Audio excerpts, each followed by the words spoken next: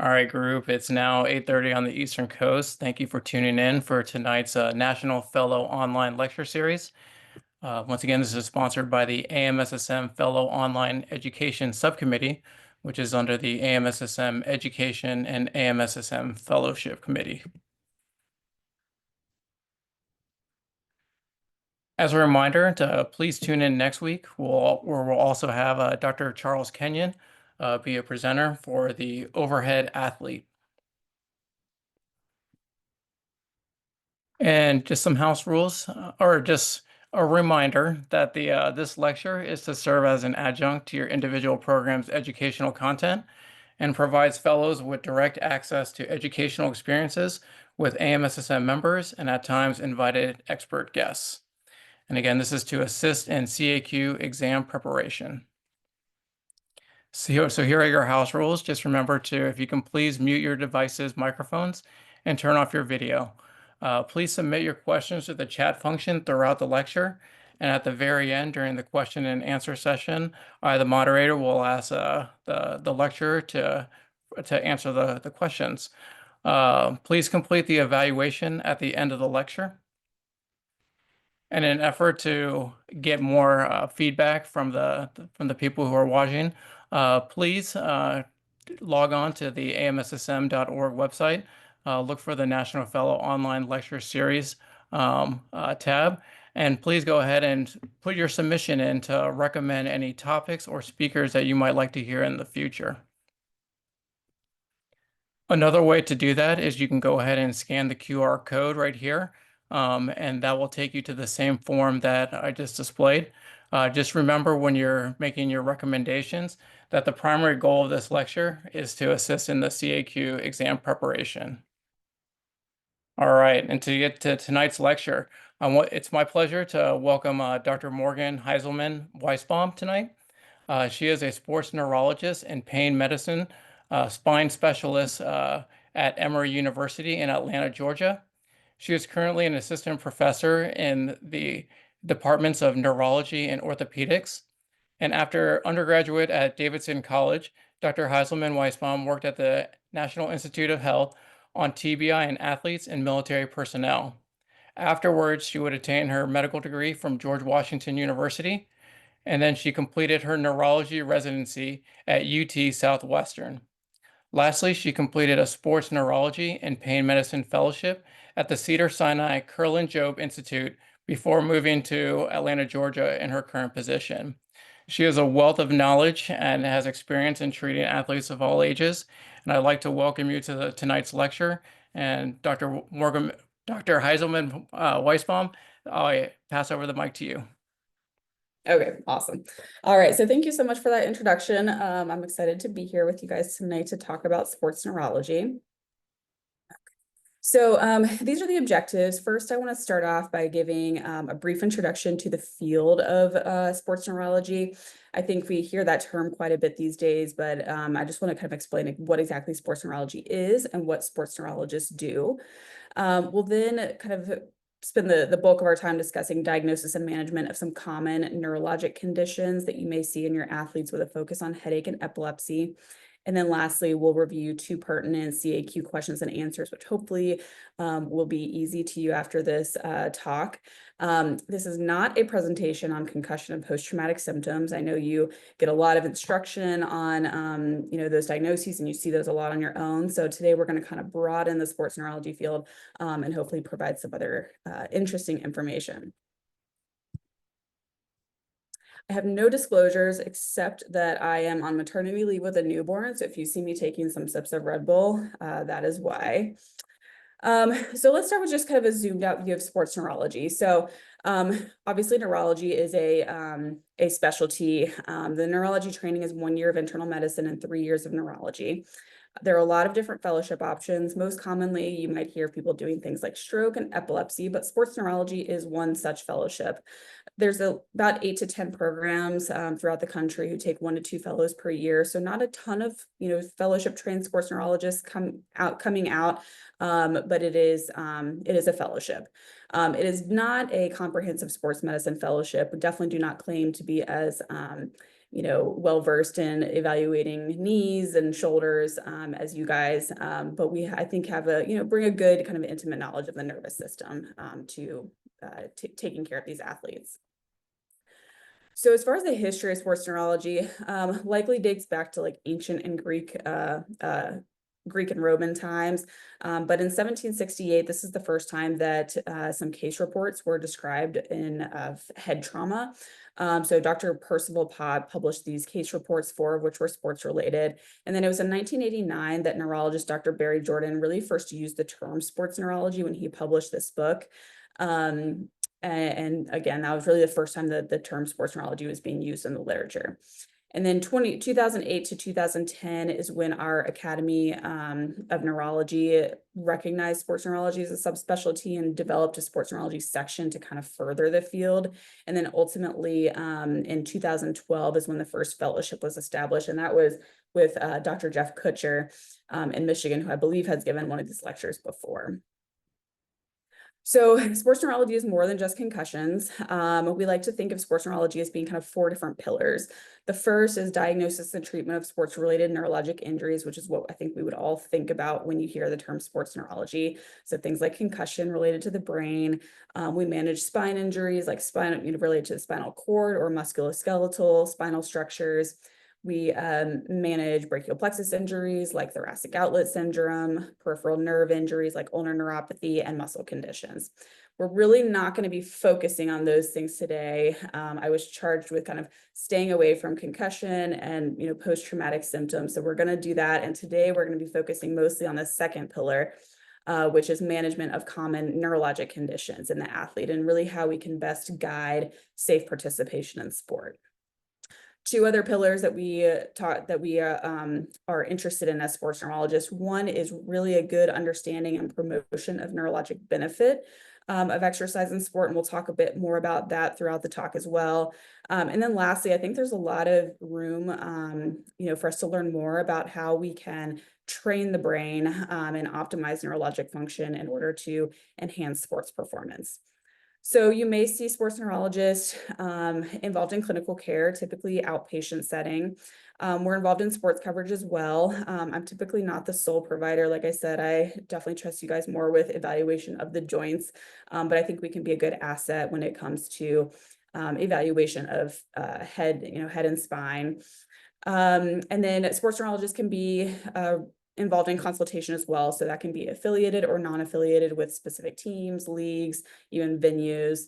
And then obviously we are involved in research, teaching, and advocacy as well. And I like to think of us as a complement to the sports medicine team. So before we dive in, these topics I think are important to kind of the general sports medicine physician because you're going to see these neurologic conditions. There are many common neurologic conditions that are not just going to be presenting in the general population, but in our exercisers and athletes as well. Today, the bulk of our discussion will be on headaches, but we're also going to talk about seizures and epilepsy, and then I talk about a few others like multiple sclerosis and dystonia at the end as well. We also know that exercise and sport are really beneficial, not just for general health, but for neurologic health as well, and disease management. And we'll talk about that. And in order to keep these athletes with neurologic conditions, involved in exercise, we need to be able to safely guide them. So we need to not worsen or exacerbate their disease, and we need to avoid additional injury in the setting of their disease and treatments. So let's go ahead and dive in talking about headache. So as I mentioned, this is not a concussion or post-traumatic headache talk. Not every headache in an athlete is going to be a post-traumatic headache. So the typical primary headaches you think of like tension type headache and migraine will also present in athletes. And then there are other primary and secondary headaches that you may see more so in athletes than kind of the general population as well. And those others are what we're really going to focus on today. So as neurologists and headache specialists, this is what we use to really guide headache diagnosis. So this is what we call the International Classification of Headache Disorders. This is version 3, which was updated in 2018. And they put out very, very specific criteria for each type of headache. So they break this down into parts 1, 2, and 3. Part 1 being primary headaches. So things like migraine, tension type headache, cluster headache all fall under this part 1. Part 2 are the secondary headaches, or headaches related to some sort of underlying process. And then lastly, part 3 are the neuropathies, facial pains, and other headaches. And that's where something like trigeminal neuralgia would fall. And under each of these 1 through 14, there are many, many kind of subtypes to these. On this next slide in bold, I have essentially kind of put where some of these post-traumatic headaches that we're not going to be discussing today would fall. So what we can typically consider post-traumatic headache is actually technically called headache attributed to traumatic injury to the head, which falls under the secondary headaches under number 5. There's also very specific criteria for headache attributed to whiplash, which may be something else you see. Under number 6, those are headaches that are related to carotid or vertebral artery dissections, which hopefully you don't see, but you may. Bumping down to number 11, that's where cervicogenic headache would fall. And then lastly, under 13, occipital neuralgia.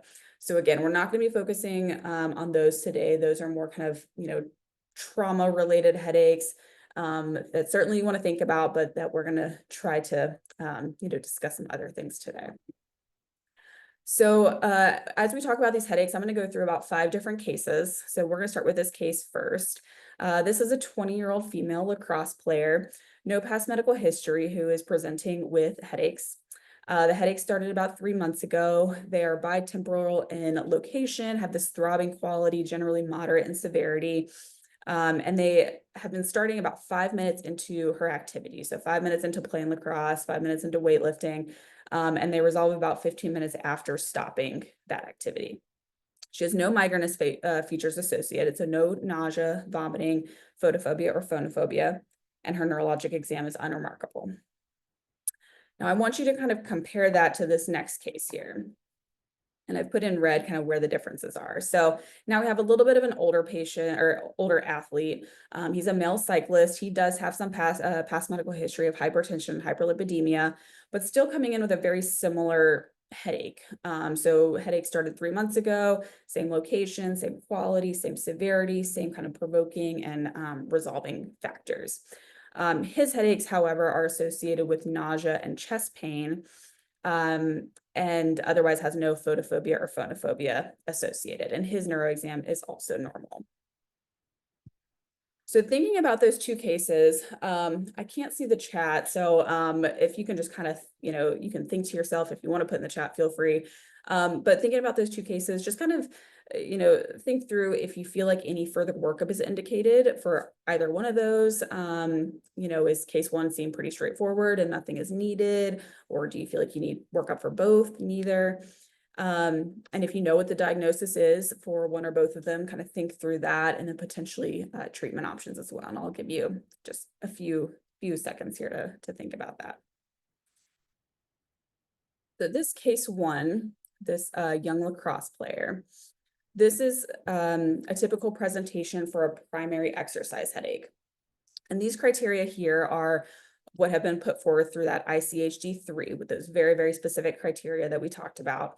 There have to be at least 2 headache episodes. The headaches have to occur either during or after strenuous physical exercise and last less than 48 hours. And then in all of these, you'll see not better accounted for by another ICHD-3 diagnosis. So that basically means if she had had migrainous features, if she had had nausea, vomiting, photophobia, phonophobia, then this would be classified more as a migraine than a primary exercise headache. So that's why they include that there. Let's break this primary exercise headache down a bit because this is something you will most certainly see. So this was previously called primary exertional headache and benign exertional headache, and you may still hear it called weightlifter's headache as well. Tends to be more common in females in the studies that have been done. Tends to be bilateral in location, has this kind of pulsating or throbbing quality like you may hear about with migraine. However, there should be no migrainous features associated with it. From a pathophys standpoint, it's not entirely clear, but some studies have shown that there in patients who have primary exercise headache, that there is a higher prevalence of valve incompetence in the internal jugular venous system. which we suspect may lead to some venous congestion, increased intracranial pressure, and ultimately the pain associated. When you have someone that comes in with this type of headache, you may be thinking migraine, tension type headache. However, very, very important, you want to consider secondary headaches. So you want to think about whether there may be a bleed, whether there might be a dissection, something called reversible cerebral vasoconstriction syndrome, or RCVS, or another type of headache called cardiac cephalgia. So oftentimes, these athletes will actually get a little bit of workup, typically an MRI, just to kind of rule out an underlying intracranial process. And then depending on what other symptoms or exam findings you may have, there may be other workup that becomes necessary, like vessel imaging, if it's looking more like RCVS, possibly even a lumbar puncture, and then a cardiac workup may be considered as well. Typically, these headaches are treated with NSAIDs.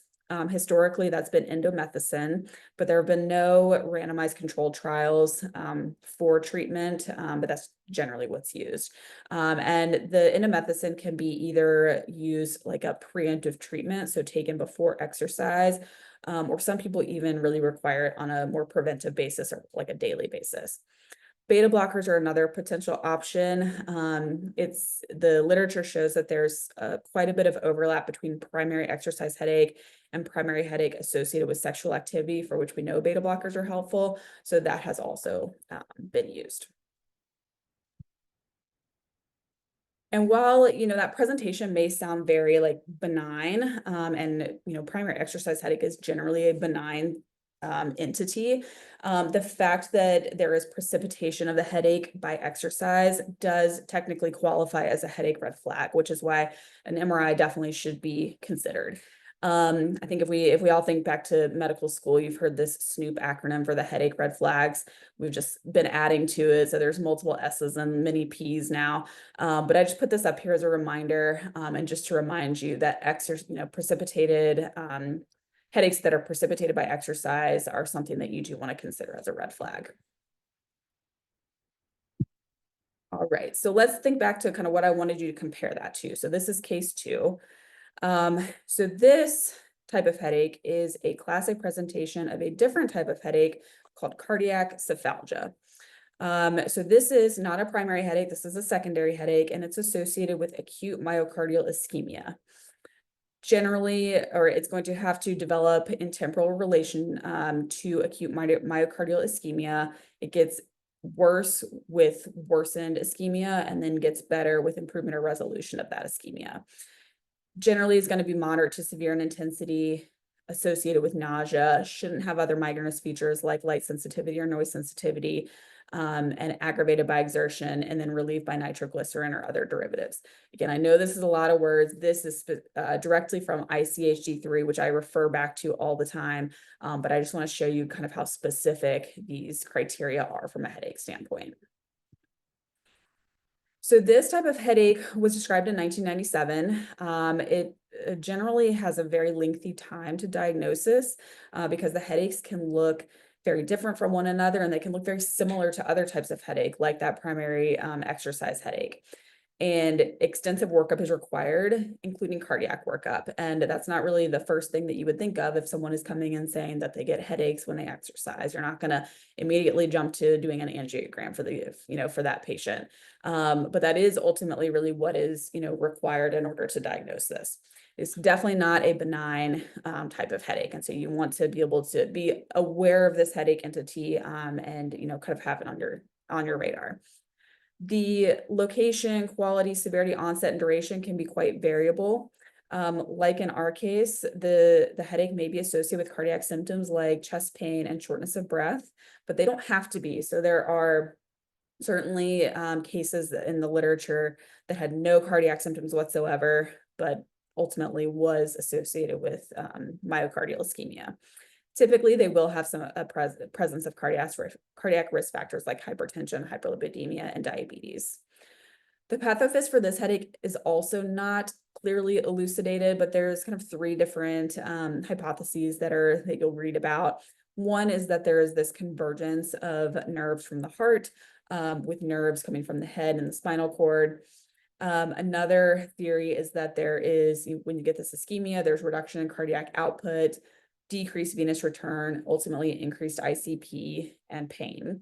And lastly, you may read about this idea of increased inflammatory markers, which lead to some vascular changes in the brain and cause pain. So as far as a differential for this type of headache, again, can look very similar to primary exercise headache, migraine, even tension type headache. And you want to think about other secondary headaches that we discussed previously as well. These patients and athletes likely will get some sort of neuroimaging as well. So things like MRIs and ultimately cardiac workup is really what provides a diagnosis. At that point, treatment becomes more of a cardiac type of treatment. So medical intervention, surgical intervention if necessary. From our standpoint, we want to avoid prescribing things that we may typically prescribe for migraine, some of the vasoconstrictive medications like triptans.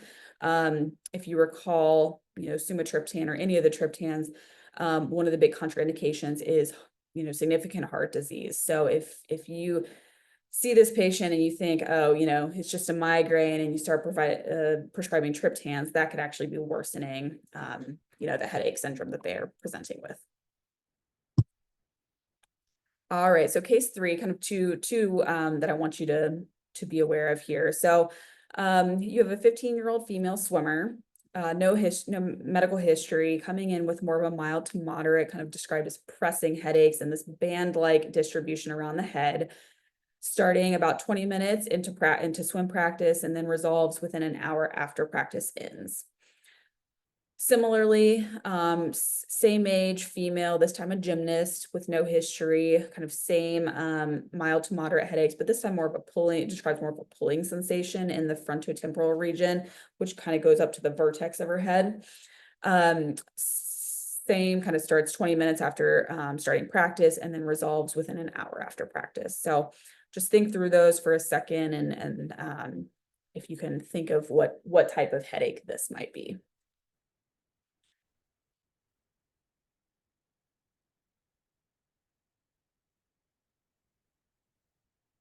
So these are external pressure headaches. It is a primary type of headache, and they are broken down into some subtypes. So the swimmer is presenting with external compression headache, whereas the gymnast was presenting with this external traction headache. I think it's relatively straightforward with the compression headache. It's brought on by, they say, at least 1 hour of this sustained compression. It can be from swim goggles, hats, helmets, anything that's providing any compression on the head and scalp.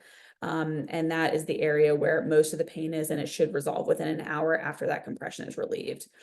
And the external traction headache comes on with sustained traction of the scalp at that traction site, and again resolves within an hour. The incidence of these are quite variable in the literature. They're likely underreported because they tend to be more mild to moderate, and they do affect the distribution of either the pressure or the traction. So based on history, it should be relatively straightforward to diagnose. From a pathophys standpoint, it's caused by sustained non-traumatic forces, whether that's pressure or traction, to those pericranial soft tissues, causing irritation of the superficial cutaneous nerves. And this is just a good picture that shows all those different nerve distributions. There's not a lot of padding around those nerves, so any sort of compression or traction could easily irritate these nerve distributions. As far as differential, again, thinking some of the primary type headaches like migraine and tension type, and then other exercise related headaches like primary exercise headache and cardiac cephalgia. These really shouldn't require much of an evaluation. Like I said, from the history, you should be able to kind of gather what you need to. Treatment wise, obviously avoidance of the trigger is going to be most effective, but these are athletes who need to wear gear or need to have their hair up. So if you can adjust or modify equipment in a way that makes it more comfortable, or even just taking intermittent breaks from the noxious stimuli have proven to be effective in studies. There's no clear medications that we recommend for these headaches. And, nerve blocks are also discussed as well. If there's a clear nerve distribution that's affected, like the occipital nerve, potentially you could consider a nerve block for that. All right, case 4. So this first one is a 28-year-old male hiker. No history, coming in with mild to moderate bilateral headaches. Tend to start toward the end of his hikes and then resolve within a few hours of returning to base camp. So that's a hiker. And 28-year-old male scuba diver, no history, coming in with headaches that are associated with lightheadedness and confusion during his dives and resolve about 2 days after diving. Hopefully these are relatively straightforward, but these are specific headache diagnoses in the ICHD-3. These are high altitude headache and diving headache respectively. Again, a lot of words there. I'm not going to read through all of that, but just to kind of show you that, these are specific headaches and there's very specific criteria associated with them. And you can always refer back to that manual if necessary. So with the high altitude headache, this is typically going to be related to hypoxia, whereas with diving headache, it's hypercapnia. Both of these processes lead to cerebral vasodilation and increased ICP, which then causes the headache. You do want to distinguish these two entities from the more severe acute mountain sickness and decompression sickness and illness, respectively. And as far as treatment goes for the high altitude headaches, if you can do slower ascents and make sure that you're, acclimating appropriately, that can be helpful with as far as preventing the headache. Hydration is very important as well. And then some medications can be helpful. Typically NSAIDs are used, sometimes acetazolamide and dexamethasone as well. And with diving headache, this is typically treated with 100% oxygen. All right, last headache case here. So this is a 22-year-old male boxer, no medical history, coming in with headaches that started several years ago. They affect really the entire head, or what we call holocephalic. They're pressure-like, they're mild to moderate, tend to really flare up prior to his big fights and then improve after the fights, and have no migrainous features associated with them. When he's not preparing for fights, he really doesn't have these headaches, and his neurologic exam is normal. So think if you know what this headache is. So this is headache attributed to fasting. So typically, is going to be associated with fasting for greater than or equal to 8 hours. The headache has to develop during that fasting period and then significantly improve after eating. I think that's pretty straightforward, but it is one of our headaches in the ICHD-3. The likelihood of headache will increase with the length of fast. Hypoglycemia does not have to be present, so glucose can be completely normal, and you can still get these headaches. And possible treatment is with preventive NSAIDs. Typically in the literature, you'll see the selective COX-2 inhibitors or the COX-IBs, or potentially triptans as well. All right, so let's kind of start wrapping up our headache portion of the talk here.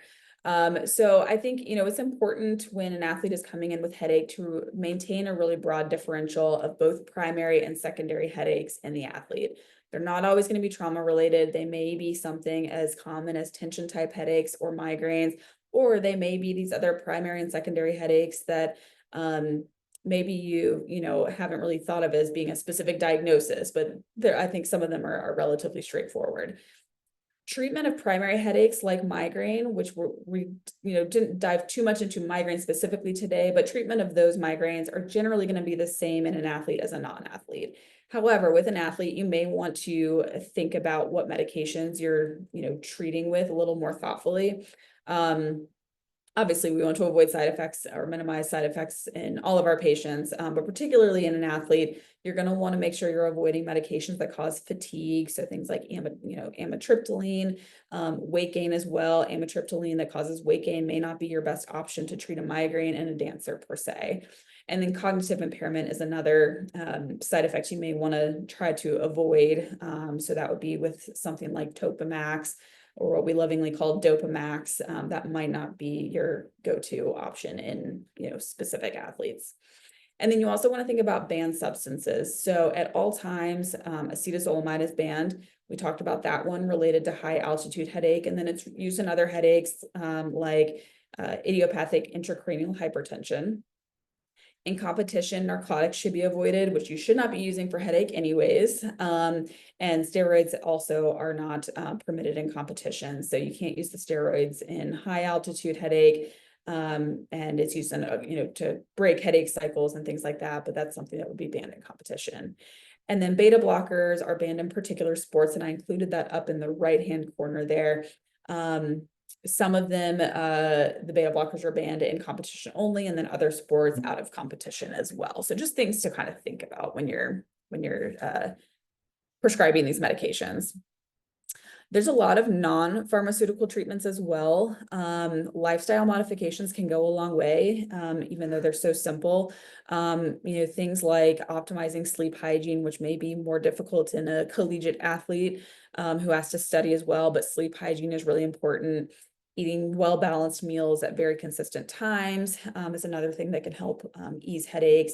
Maintaining hydration, relaxing techniques like breathing, avoiding known triggers, obviously, and limiting caffeine are all things that you can discuss with your athletes. We also have neuromodulation devices, which I've shown there on the right kind of bottom corner there. So these are devices that really don't have, many, if any, side effects associated with them. And I think most of these are used with migraines. But this is ideal for someone who is just not tolerant of medications or wants to avoid medications. These are things that could be considered. And then lastly, injections, so things like Botox injections, and occipital nerve blocks. So wrapping up the headaches here, again, just want to kind of drive home that there are, specific headache classifications to refer back to. The headaches in red are the ones that we discussed today, some of the primary and secondary headaches. And then in the black bold are more of the kind of sports trauma related headaches that you may come across that we won't be talking about today, but to keep on your differential when you're seeing these athletes. All right, so let's switch gears to seizure and epilepsy. And we'll start with a fun little game called To Clear or Not to Clear. So I want you to, again, no need to write in the chat box unless you want to, but just kind of think through in your head how you would potentially manage whether this athlete should be cleared or not to return to sport. So first example is a 27-year-old male hockey player with one seizure after a night of partying. Let's say he tried a new drug, had a seizure, otherwise, doing well. Would you clear that athlete? Would you not clear him? What if he had 3 seizures? So not just one seizure, but actually had 3 seizures. Does that change your management at all? Next scenario, you have a 35-year-old female golfer with one seizure of unknown etiology. So this is what we call an unprovoked seizure. So in the first case, we're very clearly able to point, okay, this athlete tried a new drug and had a seizure. This seizure came out of the blue, unknown etiology. Would you let this woman go back to golfing? And does it change your management if she was instead a scuba diver? So maybe a little more risky if she were to have another seizure in the water. Does that change how you clear her? Next scenario is an 18-year-old male weightlifter with resolved epilepsy. And by that, we mean no seizures for 10 years and off of medication for 5 years. Is that a pretty easy, athlete to clear to go back to weightlifting? What if he's only been seizure-free for about 12 months? Does that change your thought process? And lastly, a 27-year-old female rock climber with seizures that do not impair her awareness. So a focal seizure, let's say, just affects the right side of the face. She gets some contraction of the right side of her face. Would you clear her to go back to rock climbing? What if those seizures, instead of just involving the right side of the face, actually involved both sides of the face, and now she gets this impaired awareness or loss of consciousness associated with that? Would that make you more nervous to clear her to go back to rock climbing? And then if they only occurred during sleep, would that change your management? So she's never had a seizure during the day, obviously won't be rock climbing, in her sleep? Is it, is it safe to clear her if the seizures only happen during sleep? So you can see there's so many different scenarios, so many different possibilities that can come into your clinic, and a lot to think about, and high risk or high stakes here. So historically, sport participation in athletes with epilepsy has been limited due to fear, and rightfully so. But we know that exercise and sport are beneficial, not just for general health, but actually for epilepsy itself. So exercise and sport can help reduce frequency of seizures. They can help stabilize the seizure threshold. We actually have seen improvement in EEG findings that even have shown some favorable changes structurally in the hippocampus with exercise. There are no precise regulations or very specific regulations right now for kind of how to manage these athletes, but there are guidelines and recommendations available. And we will go through that here shortly. And obviously this requires a very personalized risk-benefit analysis. So just a quick reminder of terminology. I know you have learned this before, but sometimes we forget the little nuances. So we know that a seizure is a sudden change in behavior related to electrical hypersynchronization of neuronal networks in the cerebral cortex. Epilepsy is diagnosed when we have at least 2 unprovoked seizures that occur more than 24 hours apart. So that's one way to diagnose epilepsy. The second is a single seizure that is associated with a high probability of recurrence. So that may be someone who has a meningioma or like a little tumor in the brain, where it's likely that they may have another seizure. And lastly, if there's a specific epilepsy syndrome. So those are the 3 ways that epilepsy can specifically be diagnosed. There are provoked seizures and unprovoked. So like in our first case with the hockey player who tried the new drug at the party, that would be a provoked seizure. So occurring at the time of or kind of in close temporal association with a specific insult. And then unprovoked seizures are those that we either don't know why they had the seizure or there's some sort of pre-existing brain lesion. So one example would be something called mesial temporal sclerosis, which is something that we see quite commonly and causes temporal lobe epilepsy. So that's something specific that is occurring in the brain. Classification wise, there's a couple different ways that we classify. First, you want to think about whether the seizure is focal or generalized. So focal meaning the seizure starts in kind of a very specific part of the brain, typically going to be on, in one hemisphere. This is what we used to call partial seizures. So we do not use the term partial anymore. These are now called focal seizures. Alternatively, we no longer use the term grand mal seizures. Instead, we say generalized seizures. So those are seizures that start in both hemispheres, or start in one and spread to the other hemisphere so quickly that we really can't pinpoint the focal onset. With both focal and generalized seizures, these can present both with motor manifestations or non-motor or both. So motor is what we typically think of with, convulsions, but you can have non-motor seizures where it's just they get, like a sensory change. So that's another classification. And then for the focal seizures, these can either have retained awareness where you do not lose consciousness, you just have, shaking of the right arm, for example, or they can be associated with impaired awareness if they generalize. So a couple, terms that you've heard before, but just wanted to make sure we all have a good reminder of those. So as we saw from our scenarios, there's so many factors to consider in these athletes. When it comes to seizure and epilepsy, specific factors, like we just talked about, there's classification that you need to think about. Is this a focal seizure or a generalized seizure?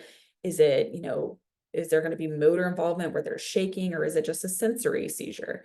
And lastly, do they maintain awareness during the seizure, or do they lose consciousness? These are all things that we want to think about when we classify them and, may plan to how we get them back into sport. Frequency is another thing to consider, how frequent the seizures are they well controlled? Are they taking their medication? Timing, like we saw in that last example, some seizures just happen at night, nocturnal seizures, never happen during the day. Or some seizures actually happen early in the day and then don't occur later in the day. So there can be a specific timing to seizures as well. Some people with seizures will have warning signs or an aura, so they will know that the seizure is about to start. And then lastly, provoking factors are an important consideration as well. There are also sport-specific considerations that we want to think about. So, some sports we might feel more comfortable sending athletes back to. So, maybe we'd be more comfortable clearing a golfer than a skydiver, for instance. There's also a potential effect on bystanders that you have to consider. So, a golfer, you may not worry about potential effect on bystanders, but if it's a motorsport athlete and they lose control of a vehicle, that could potentially cause harm to bystanders. So that's something that you need to think about as well. And then supervision is another sport-specific factor to consider. How well supervised are these athletes going to be? Are they more at the amateur level or the elite level? The supervision is going to vary widely. So there's a group called the International League Against Epilepsy, which sound like super cool superheroes. But it's a group of epileptologists, and they did actually put together a task force back in 2016 to kind of think about how to manage athletes with epilepsy. They do acknowledge that there are not a lot of well-controlled studies. So these recommendations that we're going to talk about are generally opinion-based, and they use some references to EU driving regulations. So they say that this is a work in progress, needs to be updated, and ultimately evidence-based guidelines would be ideal. But this is kind of what we're working with right now. So this task force, I think there's two really helpful tables in the study or in the publication. This is the first one where they categorize the risk of the sport. So group 1 sports, group 2 sports, and group 3 sports. Group 1 are sports that they've identified as really having no significant additional risk if an athlete has a seizure while doing that sport. So I keep coming back to golf. For example, golf, if someone has a seizure while they're golfing, that's not going to confer much more risk than it would if they had that seizure in, the grocery store. Group 2 sports are those that have moderate risk to that athlete with epilepsy, but really shouldn't confer any risk to bystanders. So, a gymnast who's doing, flipping, that would, potentially be some risk to that athlete if she were to have a seizure while she was on the balance beam doing a back handspring. And then lastly, group 3 sports, these are going to be the highest risk for that specific athlete. And then for some of these sports also have some risk to bystanders. So again, kind of coming back to something like motorsports, where if they lose control of the vehicle during a seizure, that's going to affect them and potentially bystanders as well. Now, there's a lot of words on this table, so we're gonna, but I do kind of want to break this down because I think it's helpful to think about. The left-hand column breaks it down by those groups that we just talked about, kind of low risk to moderate risk to high risk sports. And let's talk about each column. So the first column is 1 or more symptomatic seizures. And what they mean there is a provoked seizure. So, something that we know, okay, this insult happened and they had a seizure. Generally, if it's a provoked seizure, whether it's 1 or more, these athletes will be allowed to return to sport kind of across the board. Obviously, there may be a little bit more risk-benefit analysis in the moderate to high risk, but generally these athletes are going to be able to return if we know the provoking factor.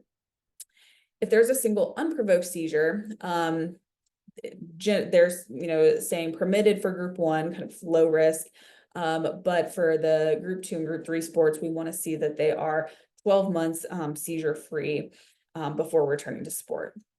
Now, again, these are just guidelines. Not everyone is going to go the full 12 months. In fact, a lot of practitioners kind of go more based off of the US driving laws, so something closer to the 3 to 6 month range if the seizures are well controlled. But I just, this is kind of the best guidelines that we have out, so I just want to make sure that you are aware of this as well.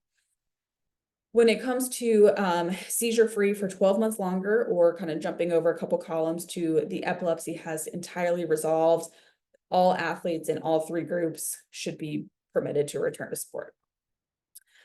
When it comes to sleep-related seizures, seizures without or with retained awareness and seizures with impaired awareness, generally the group 1 low-risk sports are going to be able to return.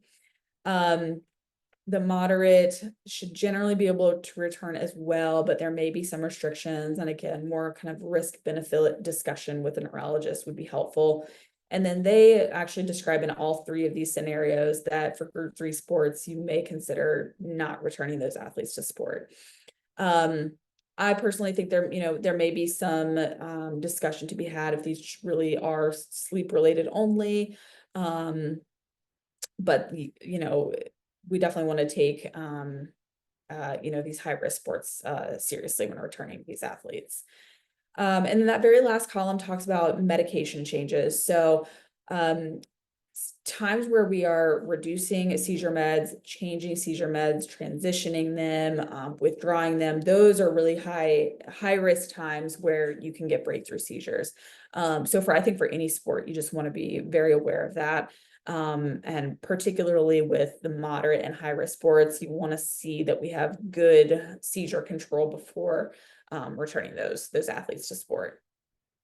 This table doesn't discuss anything about aura, which I think is something that I would consider in an athlete if they get a good warning sign before all of their seizures, and also have enough time to kind of remove themselves from the situation. I think that's something that could be considered. They also don't talk about surgical patients in their guidelines. So in the neurology realm, if anyone has tried generally 3 or more seizure medications, that's when we start sending them to, kind of big epilepsy surgical centers for potential surgical workup, whether that's device placement or some sort of resection. And they don't address anything about surgical epilepsy patients in this table. So I don't know the answer to those, but kind of another subset of people to think about. So these are those scenarios, and this is kind of how, based off of those guidelines, how I would break it down. Where this first hockey player, there probably needs to be some discussion because this is a moderate risk sport. Needs to be some discussion about the risk benefits. A golfer with 1 seizure of unknown etiology, according to those guidelines, should be cleared to return to sport. Scuba diver should certainly not be returned until at least 12 months seizure free. The weightlifter should be able to return pretty clearly with resolved epilepsy or seizure freedom for 12 months. And then lastly, according to that chart, with some not hard and fast rule, but no matter what, just because of how high risk this activity is, you want to be really, really careful with returning this athlete to rock climbing. These are all professional and Olympic athletes who either had seizures or epilepsy and all were able to continue their sport. So it's, something that we definitely want to try to get our athletes back to as safely as possible. I didn't talk about workup a lot today. It's generally going to be the same in athletes and non-athletes. So it typically involves things like MRI and EEG. In our athletes, optimizing sleep, nutrition, hydration, electrolytes, those are kind of low-hanging fruit that you can target to get a good handle on seizure control. Avoiding any known triggers or especially environmental triggers in athletes such as heat is another thing to focus on. And then promoting AED or medication adherence is also very important. We do know that exercise does not affect the pharmacokinetics of these seizure meds. So there's no big concerns there. However, a lot of these medications, in fact, most of them that I'm thinking of, do have central nervous system side effect profiles. Probably the least kind of sedating medication would be something like Keppra, and that is usually our go-to medication, generally across the board in non-athletes as well, actually. And we see a lot of young female athletes. So thinking about the teratogenic effects of some of these seizure medications is another thing as well. So you definitely want to avoid things like valproic acid or Depakote, which have high risk of neural tube defects. Keppra is another really good option to avoid any teratogenic effects as well. Okay, so let's talk about just a couple more just quick common neurologic disorders and some considerations. So multiple sclerosis, we have no formal guidelines as far as, how to participate in sport, how to return to sport. We do not have any data to suggest that exercise or sport causes MS relapses or disease progression, so that's great. In fact, we know that there's a lot of benefits for MS-related symptoms, particularly the MS fatigue, which can be really, really tough for these patients and athletes. But exercise is very helpful, and then it also is helpful just with general quality of life. In athletes with MS, you want to be aware of any sort of physical limitations due to persistent neurologic deficits. So in relapsing remitting MS, obviously we typically think of as someone having a relapse and then it remits and they kind of get back to a baseline, but that's not always the case. Sometimes they will have some subtle deficits, like a little weakness here or there, some sensory deficits. So just knowing what those are, how it may affect their participation in sport, and if there need to be any sort of adjustments or modifications made to how they're participating. As we've discussed with headache and epilepsy, you want to be just very aware of what medications they're taking, side effect profiles, banned substances like glucocorticoids, which are used to treat flares of multiple sclerosis, you would want to avoid in competition. And then lastly, I'll just remind you of UTOF phenomenon, which is where you get the transient neurologic symptoms, typically not a new lesion per se, but associated with kind of inactive old lesions, which can present with some numbness, tingling, or weakness in the setting of increased core body temperature. So things like cooling will be very important. The UTOF phenomenon is not related to physical exertion. It's really related to that increased core body temperature. Last two I want to talk about are sport-related dystonia. So dystonia is a hyperkinetic movement disorder, or basically excessive movement. So there's two different types of sport-related dystonia. One is the yips, which I'm sure you've heard about before, and then the second one, which we'll briefly talk about in a second, is runner's dystonia. So the yips is this involuntary motor phenomenon in the wrist and forearm, typically described in golfers. It was initially thought to be related to kind of performance anxiety in the setting of a high stress situation, but we actually know that this is a task specific dystonia because we can actually see changes on EMG and video analysis and other studies. They may describe what we call a sensory trick, where if they touch a very specific area in the affected limb, it actually helps. And treatment wise, we will use things like Botox to specific muscle groups or potentially medications to help treat this. So that's the yips. And then secondly, runner's dystonia, again, another sport-related dystonia, often described in long distance runners, but really any athlete who does a repetitive movement of the legs can present with this. It's typically going to be focal, so in like one leg, for example, and very task specific. And then similar to the yips, they may describe a sensory trick, improvement with Botox and medications. Unfortunately, this is oftentimes refractory to treatment. And as we wrap up here, I just want to go through two of the CAQ questions. So the first one is: an experienced high school basketball player has been experiencing bitemporal headaches over her high school basketball career, mostly during intense practices and during games. Which of the following is true? A combination oral contraceptive pill is the recommended treatment. B, neuroimaging is not indicated for exercise exertional headache. C, treat with Imitrex at the first sign of the basketball-related headaches. D, a trial of NSAIDs is the most appropriate initial treatment. Or E, the patient should be held out of exertional activities until a full workup is completed. Feel free to put it in the chat. I am too nervous to move my my shared screen out of the way because it took forever to figure that out. So if you want to think about it or put it in the chat, feel free, and we'll go over the answer here in a second.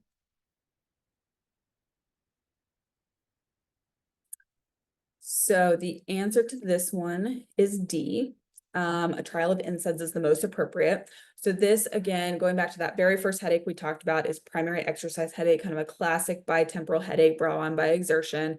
A trial of NSAIDs, typically indomethacin, is going to be recommended. So that's why the answer is D. A, oral contraceptive pills are just not recommended for this type of headache. B, which I don't know if any of y'all thought about choosing this answer. As we mentioned, you really want to rule out secondary causes at initial presentation because exercise is one of those red flag symptoms. So an MRI would likely be considered. So that's why B is incorrect. C, Imitrex or sumatriptan is what we use to treat migraines. They don't describe migraine or migrainous features for her headache, so that would not be the correct answer. And E, while she may be, getting some workup with a, kind of classic presentation that have been going on for a long time, no obvious, they don't describe any like, neurologic deficits or anything. It's probably okay for her to continue in the meantime. And then last question here. A 15-year-old female with a history of epilepsy wants to join the swim, soccer, and track teams. Her last seizure occurred 6 months ago when she refused to take her medications due to side effects. We see that all the time. Adjustment of medications has allowed better compliance without recurrence of seizures, and medication compliance is verified. What is the best recommendation regarding her athletic participation? So A, clear to participate in all activities without restrictions. B, clear to participate in track, but not soccer or swimming. C, disqualify from all desired sports, or D, referral to neurology for additional clearance. Maybe just a second to think about that as well.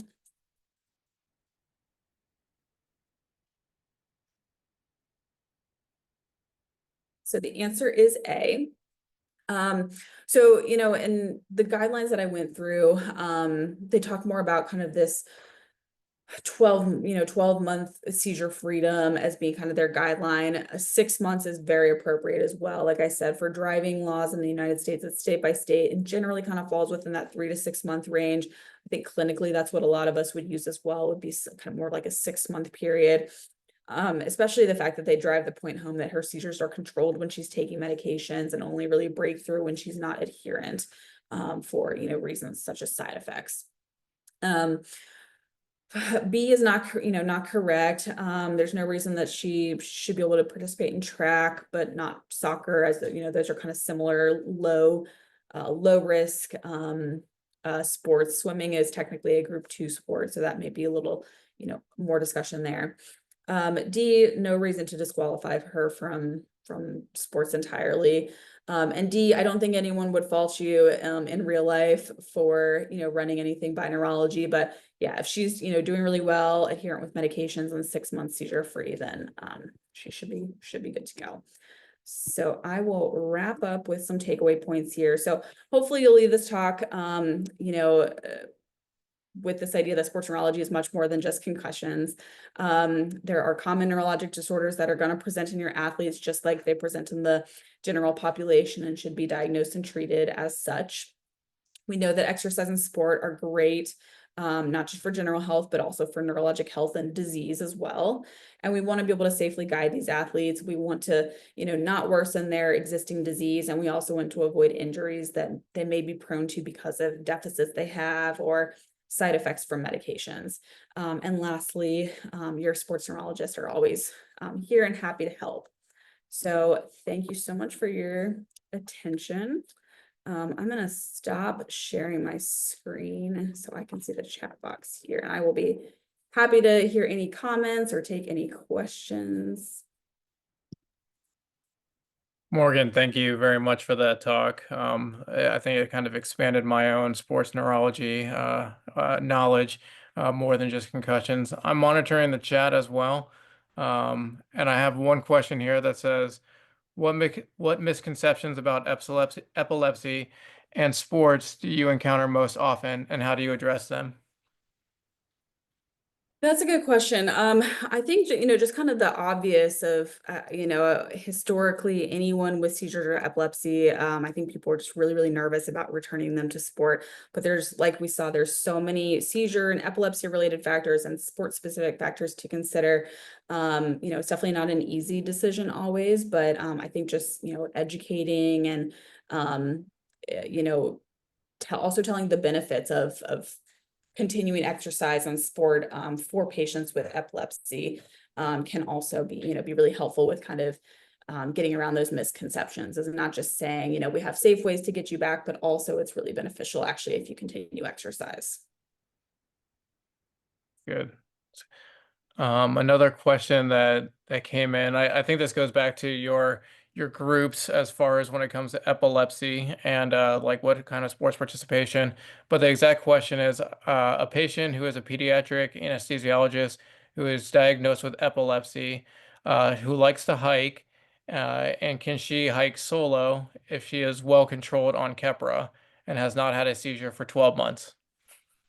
Yeah, great question. So, I think always a good discussion between physician and patient, goes a long way. I think if, someone is hiking as opposed to rock climbing, hiking is generally going to be a bit safer. We, worry about someone going solo for many reasons, but if, someone is well controlled on a medication, whether that's seizure free for 3, 6, 12 months, again, there's no specific hard, rule there. I think it's something reasonable to consider. And then again, just kind of reiterating to that patient things, like maintaining good hydration, getting good sleep the night before, optimizing all of those other things can also help, kind of reduce the risk of having a breakthrough seizure while hiking. Good. And then Morgan, I have one other question for me is that as far as when you talk about like primary exercise headache, and I know that's one of your primary headache classifications, is there is there any more do you see it more in like certain age populations as far as like adolescents, and do people can they grow out of it towards adults, or do they normally have it throughout their entire lifetime? That's a really good question. I think, I feel like I personally, and also probably in the literature, it's described more so in younger populations, kind of adolescents and, younger 20s, 20-year-olds. The outgrowing it part, I actually don't know the answer to that question. I think that there's good ways, to manage it. So yeah, I guess I can't say whether they specifically outgrow it, but I think we have enough good ways to manage it that we're able to get it under good, controls so that they're able to continue whatever activities they want to be doing. Gotcha, gotcha. And then that kind of just one other question on top of that is just that now we talk about like the age differences. Like when do you start to consider like whether it's a primary exercise headache versus like a cardiac cephalgia? I know you said the older population. Me being over 40, is that older population, or is that one of those that you're looking like more of the, like you said, the risk factors for heart disease, prior heart disease, or even like the 50s, or what are your thoughts? Yeah, I would probably put more weight on the cardiac risk factors, both personal and family cardiac risk factors, as well as any other associated cardiac symptoms like the associated, potentially associated chest pain, shortness of breath, things like that. A little bit more so than I would weight specifically age. Gotcha, gotcha. Yeah. Well, thank you very much. And Yeah. I'm looking at the chat and I don't see any other questions at this point in time. So again, I want to thank you very much. That was a very good lecture. And reminder just that we're going to be back next week as well for the overhead athlete. And please fill out any recommendation forms. Thank you. Thank you.